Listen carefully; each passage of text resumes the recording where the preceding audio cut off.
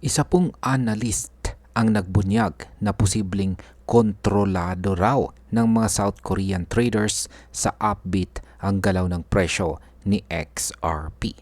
Isang pahayag na hindi po basta-basta dahil ayon po sa datos, mukhang sila nga raw ang nagpapagalaw pataas at pababa sa market ni XRP. Kaya sa video na ito ay atin pong himay-himayin ang shocking na revelasyon na ito. Pero bago po tayo magpatuloy, ay pakibasa na lamang po muna ang disclaimer dito po sa ibaba ng ating screen. Ayan, simulan po natin sa ating unang katanungan kung bakit po sinasabing may malakas na impluwensya ang mga South Korean traders sa presyo ni XRP. Ayon po sa market expert na si Ginoong Dom ay nakita niya ang pattern na tila may matinding epekto ang mga traders mula sa South Korean exchange na upbeat sa presyo ni XRP. Sa unang tingin ay parang normal lang na market activity ito. Pero kung susuriing mabuti ay makikita natin na tuwing aktibo ang mga Korean traders sa pagbili or pagbenta ay halos kasabay rin nitong bumabagsak or umaangat si XRP. Nito pong July 18 ay umabot po sa bagong yearly high si XRP sa halagang $3.66. Tumaas po siya ng 64% sa loob lamang ng 2 linggo. Grabe, di po ba? At ayon po sa mga datos, malaking bahagi ng rally na ito ay galing sa mga malalaking volume ng pagbili mula sa upbeat. Ngayon ay ano po ang nangyari pagkatapos ng malaking pagtaas ni XRP nitong nakalipas po na buwan ng July? Pagkatapos ng kanyang malakas na rally ay bigla ring bumagsak ang presyo po ng XRP kasabay ng pagbagsak ng buong crypto market. Kaya mula po sa $3.66 ay bumaba ito ng hanggang $2.73 noong August 2. Pero ang pinaka-interesting po dito ay ang timing ng pagbagsak. Napansin po ng analyst na si Dom na halos kasabay ng pagbebenta ng malakihang volume mula po sa upbeat ay ang pagbaba ng presyo ni XRP. Kapag daw agresibo ang mga South Korean traders sa pagbebenta, bumabagsak ang presyo. Pero kapag sila ay tumigil or bumagal, unti-unting bumabawi sa XRP kahit patuloy pa rin ang pagbebenta ng ibang exchanges tulad ni Binance. Ngayon ay may pattern ba na inuulit ng mga Korean traders? Ang kasagutan po sa katanungan na yan ay oo, at ito ang siyang mas nakakagulat. Noong tumaas po si XRP ng halos 64%, sila rin ang nagtulak pataas nito. Pero ngayon, sila rin ang nagpasimula ng pagbagsak. Para bang hawak nila ang remote control ni XRP at sila ang nagpipindot kung tataas or bababa ang presyo. Kapag nagpapahinga raw sila sa pagbenta ay saka naman nakakabangon si XRP. Ito ang isang napakalinaw na sinyales na posibleng sila nga ang major influencer ng market direction. Ngayon ay may ginagawa ba ang ibang traders habang nangyayari ito? Habang busy po ang mga upbeat traders sa pagbebenta, may mga malalaking galaw rin na nangyayari kay Coinbase. Ayon po kay Ginoong Dom, ay may naobserbahang unti-unting pag-accumulate ng halos 15 million na XRP kay Coinbase. Possible raw na ito ay bahagi ng isang time-weighted average price strategy or TWAP. Isang paraan kung saan binibili ang asset ng dahan-dahan sa loob ng mahabang oras para hindi makaapekto ng malaki sa presyo. Ito raw ang dahilan kung bakit kahit may pressure sa market ay hindi ganun kabigat ang bagsak ng presyo dahil may mga investors na tahimik lamang na nag-iipon ng XRP.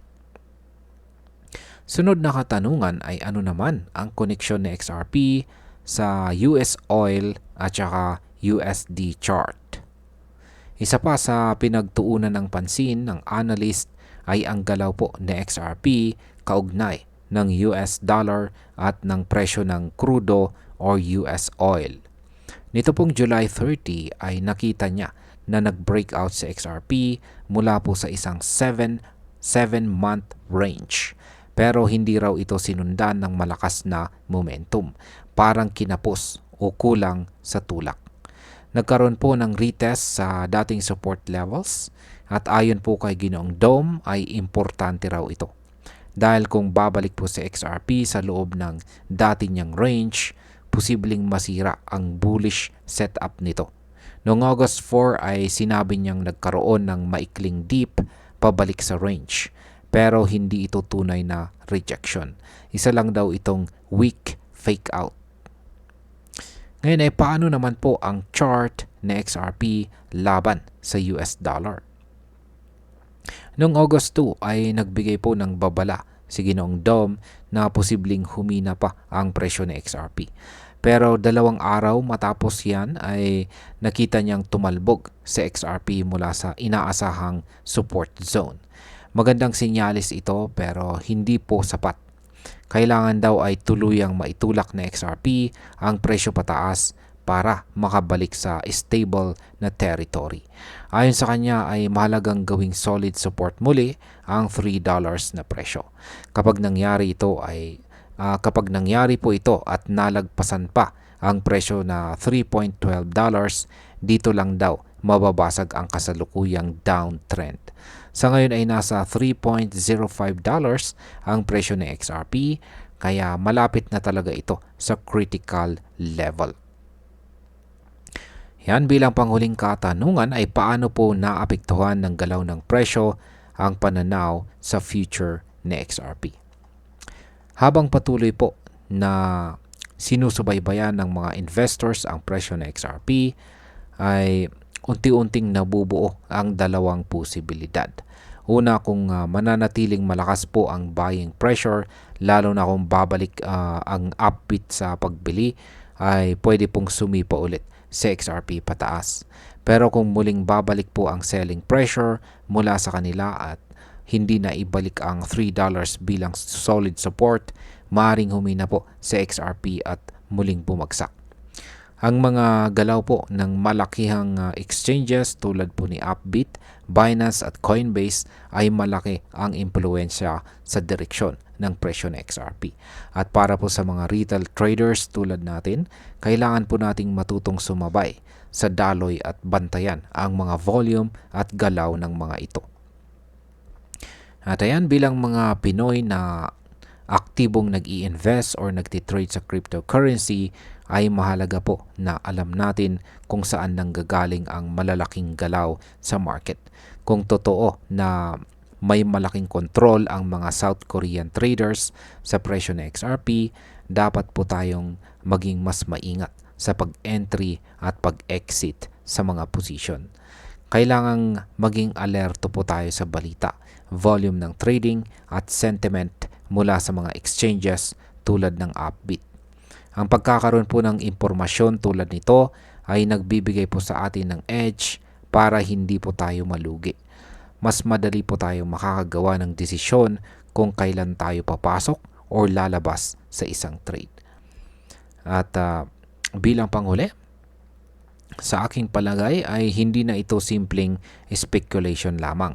Kung may pattern po na paulit-ulit na nangyayari at ito ay galing sa isang partikular na grupo ng traders, dapat lang na bigyan natin ito ng pansin. Ang market po ay hindi laging fair, pero kung may tools at kaalaman tayo para maintindihan ang mga galaw na ito, makakagawa po tayo ng mas matalinong hakbang. Si XRP ay isa po sa inaabangan na cryptocurrency at ang kanyang galaw ay hindi lang galing sa technical kundi pati na rin sa sentiment ng mga malalaking players. Sa panahon ngayon, ang impormasyon ay kapangyarihan at ang may alam ay siya ang may kita. At ayan, hanggang dito na lamang po tayo sa video na ito mga ka-crypto. Marami pong salamat sa panunood. Ingat po tayo lagi at God bless po sa ating lahat.